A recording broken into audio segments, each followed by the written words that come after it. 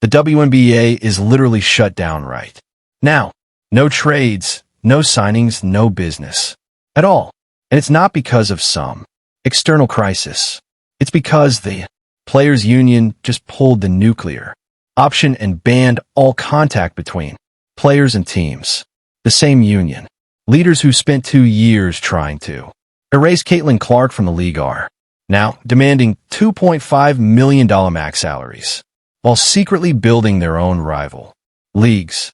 Breanna Stewart and Nafisa Collier are literally owners of competing basketball ventures while negotiating against the WNBA. The hypocrisy is insane.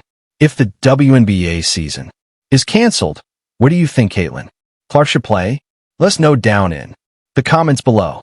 Really thankful for, the training staff and player development and everybody that has kind of been there with me. They haven't taken a break either because they invest a lot of time and they want me to be successful. So I think for myself, it's not proving it to yourself again, but it's just that feeling. And I think it just made me smile quite a bit. I really did kind of feel like myself out there and just continuing to get my lungs back. But I felt like I was moving really well. So the WNBA just finished the most successful 2 years in league history.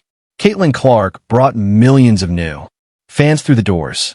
Arenas that used to sit half empty were suddenly selling out. Television ratings went through the roof.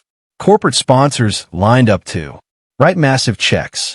The league signed lucrative media deals worth hundreds of millions of dollars. Everything was working. Then the players' union decided to blow it all up. On January 9th, they let the collective bargaining agreement expire without a deal. The league immediately froze all business operations. No free agency signings, no trades, no player movement at all. Teams can't even make qualifying offers to their own players. The entire system just stopped working. The news? Because NBA stars, there's a lot of them, and they move the needle. The WNBA stars, well, there's one that moves the needle. And here's the other thing to remember. Caitlin Clark's already rich. She made $11 million this year alone in endorsements off the court. So regardless of how these negotiations go, she's set. Nobody else is, right? So here's what the union demanded that made ownership walk away from the table. They want a salary cap of $10.5 million per team. That's more than double what the league offered.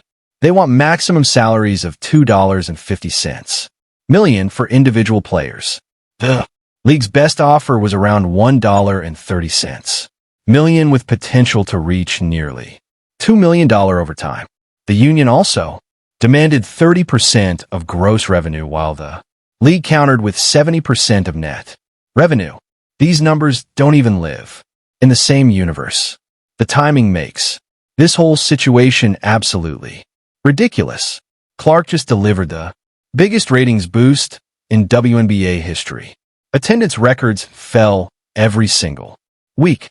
New fans discovered the sport and fell in love with it. Corporate America finally took notice and started investing real money. The league was positioned to capitalize on unprecedented momentum and grow into something truly special. And they suddenly in camp went, oh, we just found a new number one receiver. He's better than Cooper Kupp. They didn't fight it. Did you think when you watched Tom Brady at the Combine, that looked like the GOAT? They had just signed Drew Bledsoe to a $103 million contract. That was a lot of money back then. And then a year in there, There's not so much complaining and whining going on this season. Instead, the union chose this exact moment to make impossible demands.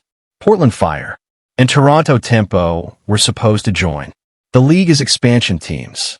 Their expansion drafts are now on hold indefinitely. Nobody knows when these new franchises can actually start building rosters. Training camps face significant delays because teams can't finalize their player situations. Arenas are already booking other events for dates that were supposed to host WNBA games. The union leadership spent the last 2 years downplaying Clark's impact on the league. They consistently minimized her role in driving attendance and television ratings. Veterans and union representatives regularly dismissed the new fans Clark brought to the sport. They acted like the league's success happened despite Clark rather than because They just don't like what the wave looks like. They wanted to fly private. They wanted to be more popular. They wanted a better deal in the CBA, which they'll get. They wanted sold out arenas. They got it. They don't necessarily think it should be this. But again, you can't fight it. You just never know what success looks like. Here's what makes this even more frustrating. now those same union leaders demand massive salary increases that only became possible because of the revenue Clark generated. They want $2.5 million. Max contracts funded by the very fans. They spent 2 years insulting. They're essentially asking Clark's fan base to pay premium prices while getting lectured about not being real basketball supporters. The moratorium isn't a temporary negotiating strategy. The union is holding the entire league hostage until they get exactly what they want. They're willing to sacrifice the biggest growth period in WNBA history to make a point about player compensation. The same people who tried to erase Clark from the conversation now expect her success to fund their retirement plans. They ranked her below players with far less impact. Every company in the country would love to go viral every day for free marketing. If they knew how to do it, they'd all be viral every day. Like, you just don't know. Is it authentic? It touches people. There's a tentacle of emotion involved, and suddenly some small town kid goes viral, or a singing frog. Who knows? Here's where things get really messy. Breanna Stewart and Nafisa Collier are supposed to represent WNBA players during these contract negotiations. They're union leaders fighting for better pay and working conditions. They sit across from league executives, demanding millions more in salary cap, space, and player compensation. But they're also co-founders and owners of Unrivaled, a completely separate basketball league that directly competes with the WNBA. Let that sink in for a minute. The same people negotiating against the WNBA are building their own rival basketball operation. Stewart and Collier launched Unrivaled as a direct alternative to playing overseas during the WNBA off-season. They position themselves as innovative leaders creating new opportunities for women's basketball.